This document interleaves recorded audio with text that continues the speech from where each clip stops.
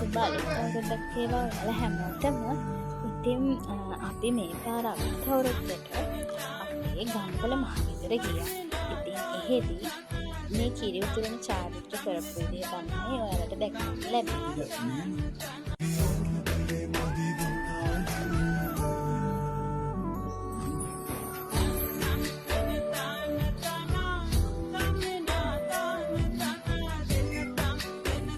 දැන් ඉතින් කිරි ඉතිරෙනවා. ඉතින් දැන් මේකෙන් හැම නිවසකම සෞභාග්‍ය සංකේතයක් කරනවා කියනවා.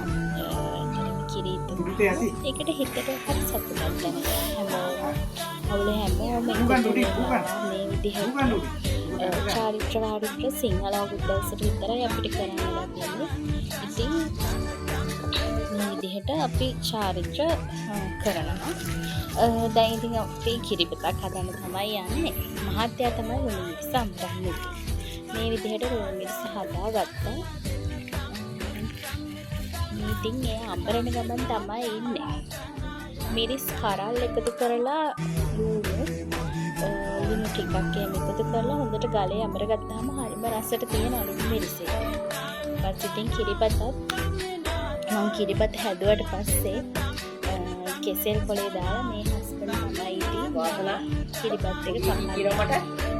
මේ විදිහට ඉතින් කිරිපත් එක හදලා කෙසෙල් කොලේ මේ තුනී කරලා කැපුවම හරිම රසයි. විදිහට අම්මා අපි හැමෝටම හැම අවුරුද්දකම කිරිපත් කවනවා. ඉතින් පවුලේ හැම නංගිලා ඇවිල්ලා හිටියා. නංගිලා අපි හැමෝම පොඩි කට්ටිය ඉතින් කිරිපත් අම්මා නැකතට කැව්වා. ඒකල ඉතින් අපි කිරිපත් බෙදාගෙන කාලා මේ විදිහට ඉතින් අලුත් අවුරුද්ද චාරිත්‍ර වාරිත්‍ර ටික කරලා මේ විදිහට චාම්මට සැමරුවා. ඉතින් අපිට පුළුවන් විදිහට කැවලි ටික ටික හදාගත්තා. කොකිස් හැදුවා, මෝන් හැදුවා, අලුව හැදුවා. ඉතින් මේ විදිහට කැවිලි හදාගෙන අපි අලුත් අවුරුද්ද මේ විදිහට සැමරුවා. ඉතින් ඉදා ඒ දවසේ ඉතින් අපි හැමෝම එකතු වෙලා මීට කලින් ෂෝට් වීඩියෝ තමයි කරලා තියෙන්නේ. ඉතින් මේක පළවෙනි බ්ලොග් එක.